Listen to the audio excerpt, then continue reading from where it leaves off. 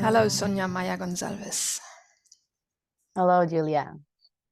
Been through this Women of Earth laboratory with Anne-Chloé Destremaux and Vera Franco.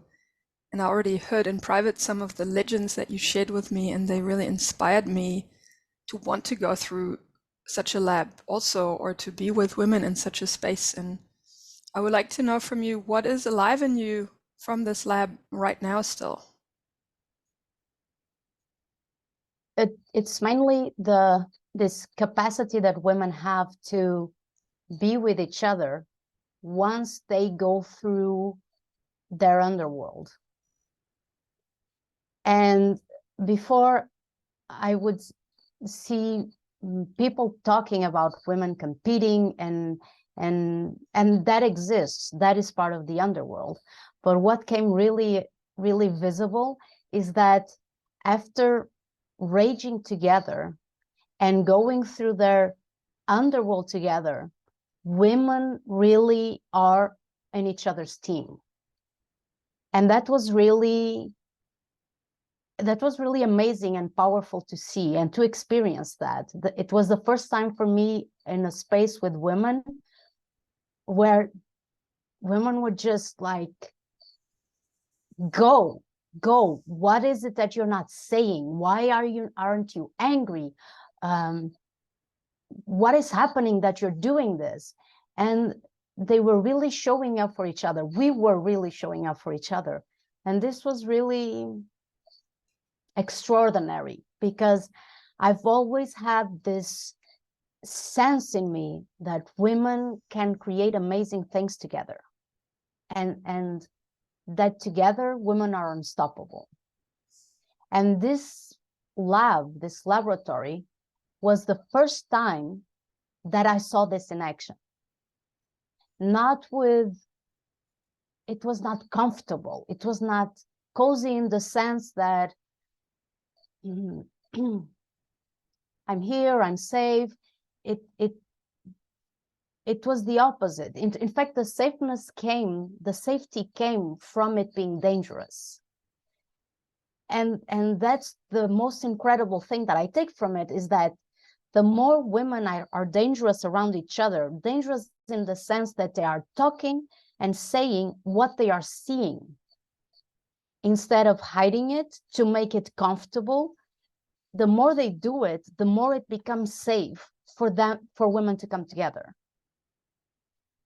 And this was truly amazing. And there were some moments of putting the poop on the table and saying, I'm competing with you. This is happening right now.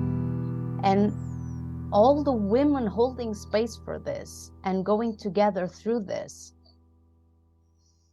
it was really, it is the tipping point. It is that moment of, I'm stepping out of patriarchy. I'm not hiding anymore. I'm not going into secrecy anymore and pretending that I'm not doing this. This is it. And I choose to stay here and to continue. What else is possible? I don't know what it is possible. And I want to see, I want to check what is possible. So this was a really life-changing experience for me. What did it take for you to be able to be in that space? I mean, literally in that moment. Going through my own underworld and radically relying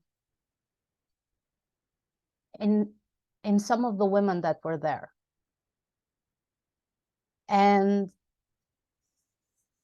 I had this sense of, okay, something is happening. Something is happening inside of me and I'm hiding it.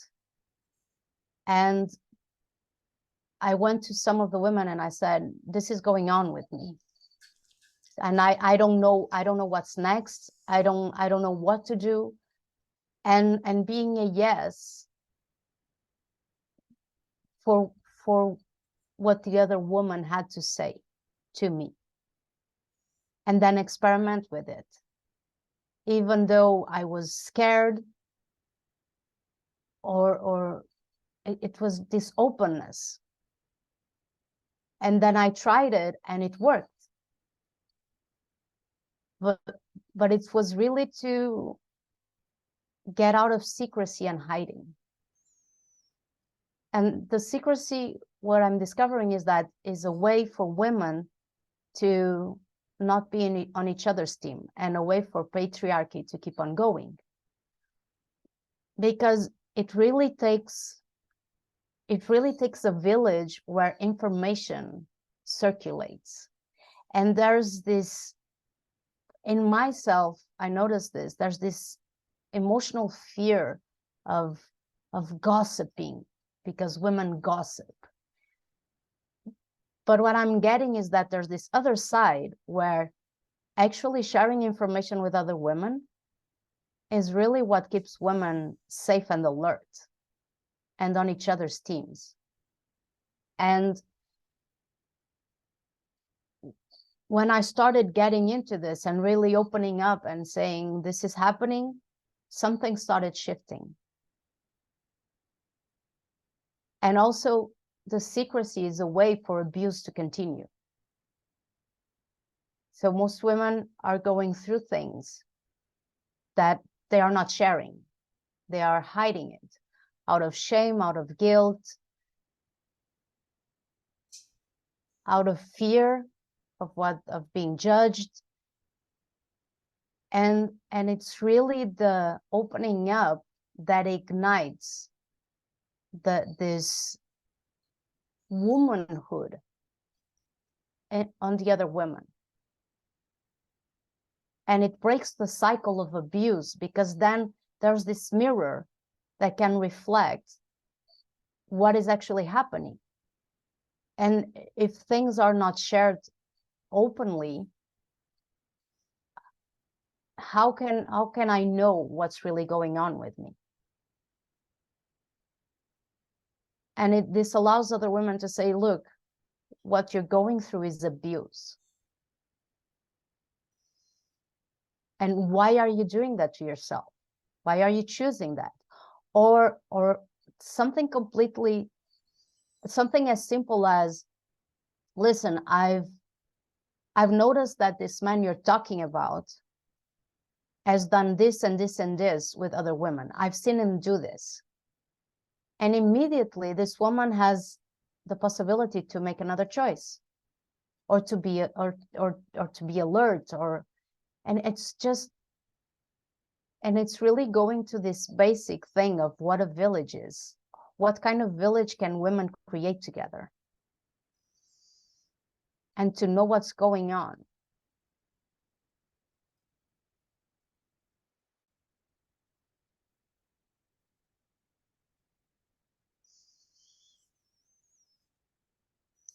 Touches me in it touches me in that I long for that also, and I have some experience of that. And my question, I guess, is how do you source that now, or what's changed, or how do you notice these women? You know, I think the beauty of a possibility lab is that it's not just for these 4 days or 5 days or 3 days, it's for the life. You know, it's not about having this experience and then going home into your old patterns. What have you noticed in you or in the women that you're still in contact with? There's this willingness to be together. The space was so rich, and the connections were so true, so real, that the space keeps on rolling. And now there are meetings happening to check on, so what's going on, how is it going with this since the lab? What are your fears? What are your next steps? And also, what I'm noticing is that after a women's lab, it's really important to have women's bridge houses, to keep on creating, to make this transition from the women's lab into another space where women continue to working and co-creating the culture that was experienced on the lab. Because there's this clash. There's this clash that a woman gets out of the lab and then she goes out and she's alone and not in contact with other women that experience this, the tendency to go back to where they were before, and the pressure is big. And there was this moment after the lab where we went into the Archaearchies Maker Faire and some men arrived just after the lab. And it was the first time that I experienced being with women in the sense that what is this energy that is called feminine? And we were speaking at a table, and while men were arriving, I just had this deep sense of, this is my space, and I want to keep on talking about what I'm talking about, and I don't want to stop talking about this to welcome someone. It was just the sacredness of the space I was in. And I noticed that the women that were with me were having the same experience, because they did not turn their face to look to see who was arriving. And while men were arriving, this sensation, this perception of reactivity in the space became palpable, because men were not getting women's attention. And I discovered through this interaction that this is how it goes in modern culture. There's this hidden agreement between men and women to exchange energy that is coming from something as subtle as attention, as stopping what I'm doing to say hello or to answer a question. And I felt really angry when I discovered this. And it was so powerful to have men arriving just after the lab. Otherwise, I would not get this experience. So now my sense is that it is important to have a women's bridge house just after that, to continue on working with the culture, and then opening the space for men that want to come in and experience that culture together. And this is where I am with what I experienced with the lab, and to keep on the energy rolling for the women that are coming from the lab to step into a bridge house and keep on working, because there was a lot of creation going on. Like we were on fire, just I want to create this and I want to create this, and who's on my team, and I have this, and you can do this. And it wasn't, it was just flowing, it was organic. And so I'm with a question now of how to continue to hold space for what came alive during the lab. And one of the answers that I got, and one of the experiments that I'm doing, is to hold space for weekly calls, or for writing spaces, and to invite women, the women that want to write something, they come together and they write together. And to keep on talking and going from space to space until the next women's lab and the next women's bridge house, and to build up this mass of women creating and sourcing archaearchy.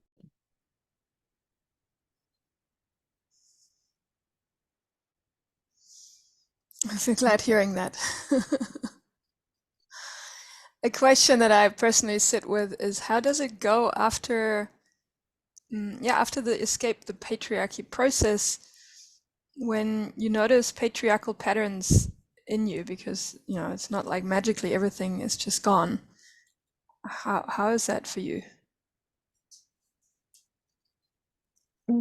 I'm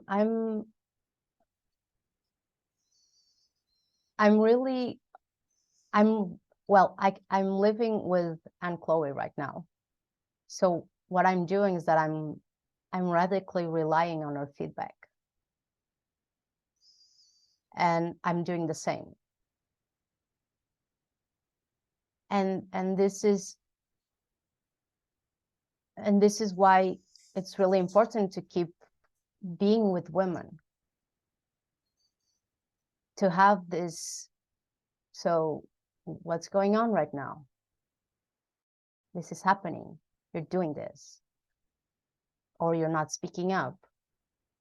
And this is my experience now. And next, what I want to experience is to, well, one of my next steps is to go to New Zealand and to be in a women's bridge house. So how can I be this woman around other women that weren't on the lab, and hold this space for them and for myself, and keep my integrity and saying what I'm seeing and holding that space.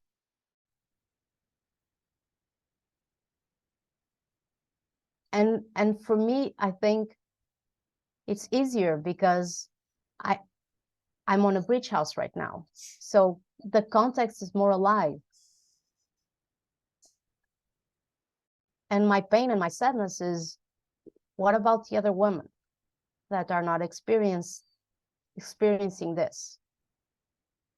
And that's why I want to create something different and keep the ball rolling.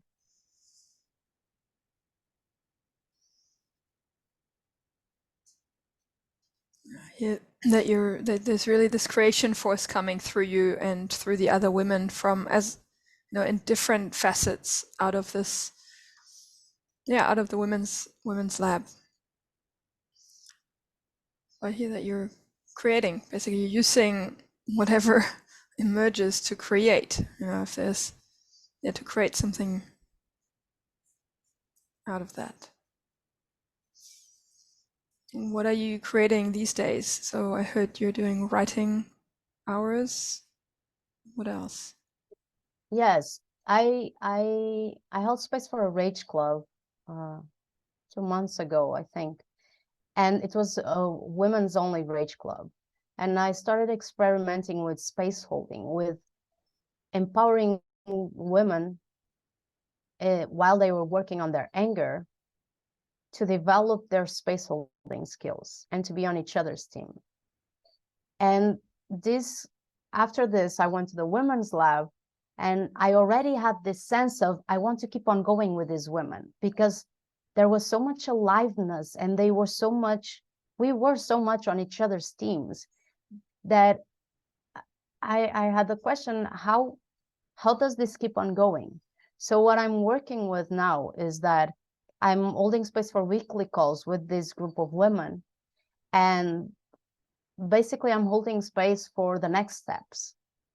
So what's happening now, what's the next CHP, sharing and listening spaces. And the group is pretty much alive, and they are holding space for EHP dojos for each other. So I'm researching on how to create a culture of replacing myself, and also women empowering each other and developing their space holding skills. And I see this is extending to pretty much everything that I'm doing right now, with the women's creation team, with the group that came out of the lab, and it's really where I want to go. How to keep on moving together, and for example, having rage as this connecting point, and keep on moving, and not it be just like, there was a rage club, it's over, and goodbye. This is not the culture I want to live in. And I see how much that for all of these women, this was their first rage club. And I see how much they are turned on by holding space for whatever they want to hold space for. And this is really the legend. It's like, they are just starting to work with their anger, and some of them weren't even able to rage, and they are just making proposals. They are making proposals of holding space and giving feedback and coaching. And this is how important it is to, from the beginning, to hold space for this, for the culture of replacing yourself, in this case myself, and really saying, so you're seeing something that I'm not seeing, will you speak up? And they just start to bloom. It's so nourishing to see how when women are, when you place your attention, when I place my attention in a woman and on their necks and their non-material value, they just bloom. And this is the power that women have around each other. It doesn't come just from the nothingness that men hold. When a woman puts their attention and their love on another woman, the seed starts to sprout. And this is my research and my project now. This is what I'm focusing on, is with every woman that my path is crossing, I'm focusing my attention on this woman and putting my love on her and really seeing her potential and speaking to that potential. And this is creating ripples. And I'm really, this is something that I really care about, and that I want to keep on talking and sharing this with other women so that they can go on and spread this to all the women they are with. And this lab was 27 women were there. And so many things came out of it, so many creations, so many projects. Can you imagine if 10 labs happen in different parts of the world, and each one of those women go out into their circles and then they start empowering other women and pouring this love to them with clarity, with integrity? This has the power to change the world. This has the power to create archiarchy. And I'm moved by this. To create this network of women that are fierce, fiery, creative, and they just keep on going and creating ripples around where they are living, where they are eating, wherever they are.